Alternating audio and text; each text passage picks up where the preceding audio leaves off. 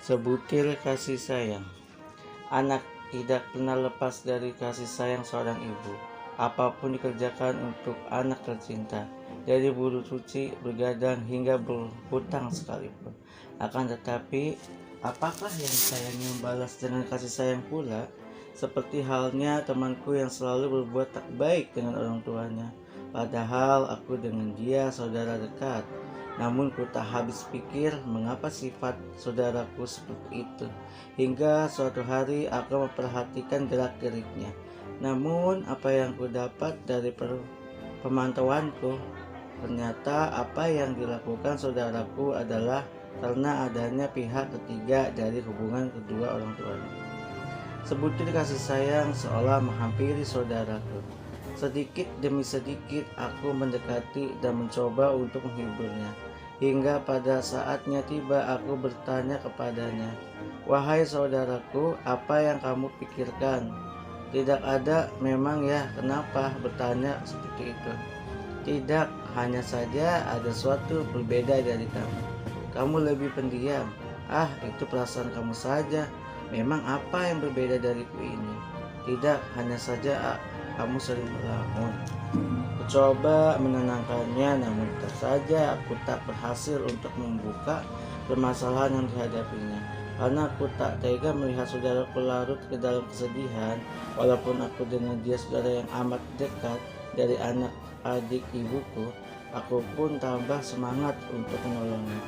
Bukannya aku mau ikut campur, apalagi mau tahu urusan orang lain. Ini murni karena Allah Subhanahu wa Ta'ala, bukan karena yang lain. Ketika aku beranjak untuk pergi ke sekolah, aku dikagetkan dengan suara teriakan saudaraku. Aku pun bergegas menghampiri rumah saudaraku yang kebetulan bersebelahan dengan rumahku. Aku pun tanpa sengaja mendengarkan percekcokan antara orang tua dengan anak. "Nak, sarapan dulu. Tuh udah ibu siapin." "Ah, males, nanti aja di sekolah," dengan perkataan ketus. "Makan nak." Sang ibu terus memujuk anaknya untuk makan. "Enggak mau," sambil berteriak keras hingga ada angin apa. Saudaraku mendorong ibunya hingga terjatuh. "Mengapa kamu mendorong ibu?" "Dasar anak yang gak tahu diri. Cewek tapi tingkah lakunya seperti laki-laki." Tiba-tiba bapaknya datang dan langsung menampar pipi anaknya itu. "Mengapa bapak menamparku? Seharusnya bapak berpikir mengapa aku seperti ini." Sambil memegang pipinya hingga mengeluarkan air mata. Sudah pak, jangan ribut. Ibu tak apa-apa, mungkin anak kita lagi ada masalah." Sang ibu menyabarkan suaminya. Sambil mengeluarkan air mata, aku pun merasa sedih melihatnya. Aku pun bergegas kembali ke rumah untuk kembali siap-siap untuk berangkat ke sekolah. Setelah aku sampai di sekolah, aku lagi-lagi dikagetkan dengannya. Dengan menepuk punggungku dari belakang sambil berkata, "Nina, bisakah kau menolongku? Aku sangat butuh seorang untuk menuangkan permasalahan yang kuhadapi." Dengan sikap santai namun terkesan malu, dia mengajakku untuk bicara. "Ya, tentu saja, sehabis pulang sekolah ya." "Oke, saya tunggu di rumahku nanti sore ya." "Oke, assalamualaikum." "Waalaikumsalam." Aku terkaget dengan ucapannya itu. Ku berpikir alhamdulillah saudaraku mulai berkata yang baik-baik seperti mengucapkan salam tadi. Akhirnya pelajaran di sekolah berakhir dengan penuh semangat. Dan tak sabar aku ingin cepat-cepat pulang saja dan bergegas untuk bertemu dengan saudaraku. Setelah sholat asar, aku langsung bergegas untuk ke rumah saudaraku. Aku pun pergi dengan diminta izin orang tua terlebih dahulu. Bahkan aku akan pergi ke rumah pamanku untuk menemui saudaraku. Orang tuaku pun alhamdulillah menyetujuinya. Walaupun rumah pamanku berdekatan dengan rumahku, tetapi tidak membuat orang tuaku khawatir dengan keadaanku. Aku pun izin terlebih dahulu dan akhirnya sampai di rumah pamanku. "Assalamualaikum." "Waalaikumsalam." "Paman, ada nindinya?" "Oh iya ada, silakan masuk nih." "Masuk Nin, tumben ke rumah paman, ada apa ya Nin?" "Enggak paman, ingin main aja. Udah lama gak bertemu dengan Nindi. Habisnya Nindi sering gak ada di rumah. Oh iya, silakan duduk Nin. Ada Nina tuh. Iya, well, Hoops nih gak sopan ngomong gitu terhadap bapakmu. Biarin kita kamarku aja yuk, nanti ada nguping lagi. Nin, gak sopan. Pak permisi ya, Nina masuk ke dalam dulu sambil tanganku tarik oleh Nindi. Aku terhentak ke depan hingga spontan akhirnya aku sampai di kamar Nindi.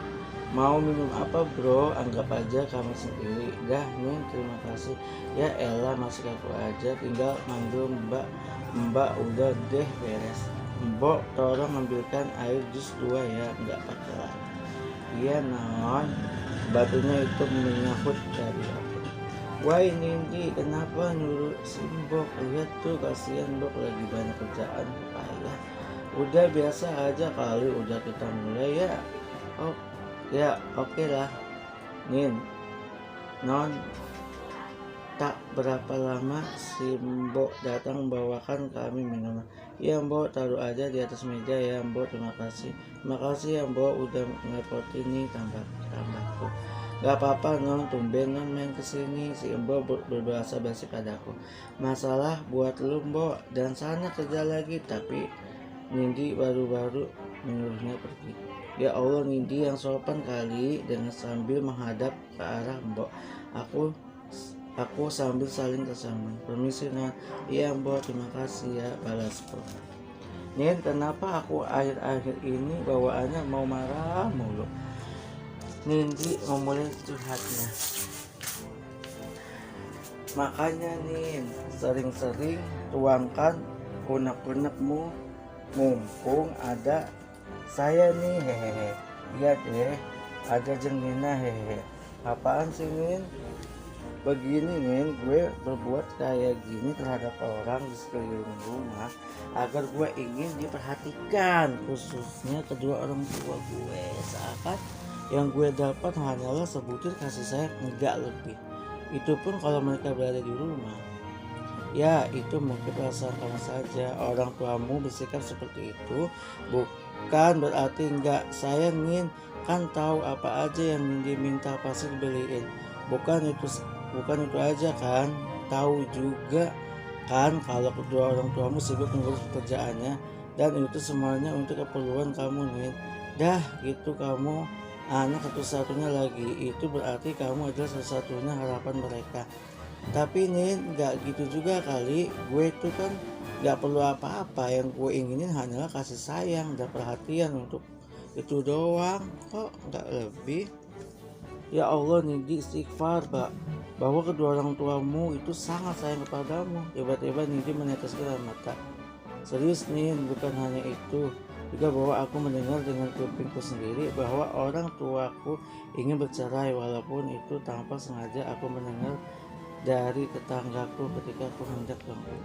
Aku pun sempat mengeluarkan air mata. Ya Allah Nin, kamu percaya dengan omongan tetanggamu itu? Dan apakah kamu pikir bahwa perkataan itu benar?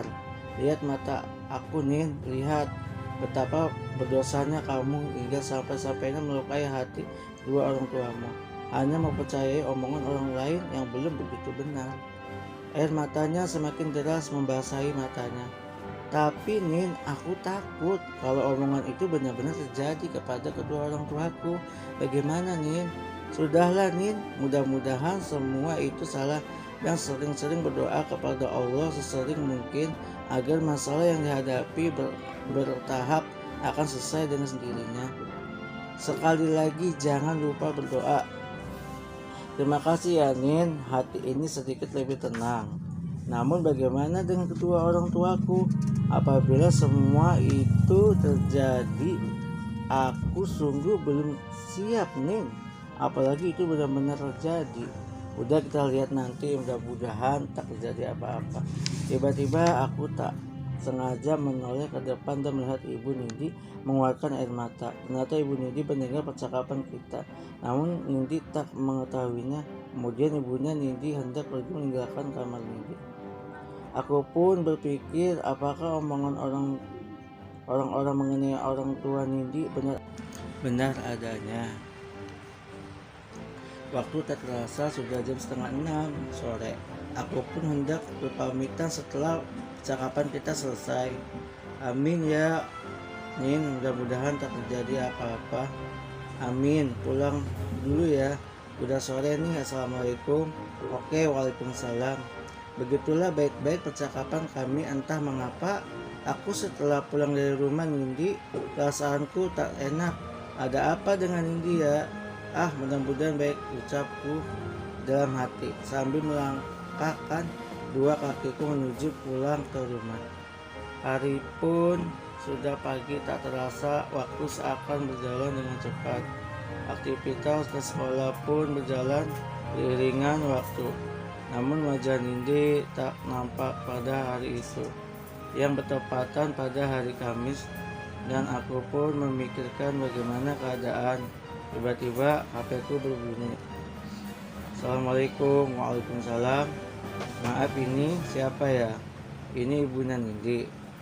Oh maaf ya, ada apa bu? Nindi, nak tolong ibu, ia kabur dari rumah. Astagfirullah, kok bisa bu? Iya, ini memang salah ibu nak. Kenapa bu? Kok salah ibu?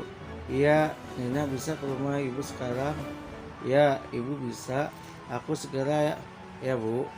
Terima kasih. Assalamualaikum. Waalaikumsalam. Aku pun bersiap-siap untuk menuju rumah bibiku atau ibunya Nindi. Setelah sampai di rumah, aku pas berpapasan dengan ibu Nindi. Aku pun langsung menemuinya. Percakapan pun tak terhindarkan. Singkat cerita, ketika saya mendengar percakapan ibu Nindi, aku pun seakan berkumpul, bahkan tak habis pikir bahwa yang ditakutkan oleh Nindi adalah benar, bahwa kedua orang tua Nindi sudah tak bisa lagi untuk mempertahankan rumah tangganya. Bahkan Nindi pergi sekalipun seakan tak dihiraukan olehnya, melainkan hanya bisa mengadu saja. Ya, aku semakin mengerti bahwa yang dihadapi oleh Nindi adalah adanya tekanan batin yang berkepanjangan, hingga ia memutuskan untuk pergi dari rumah.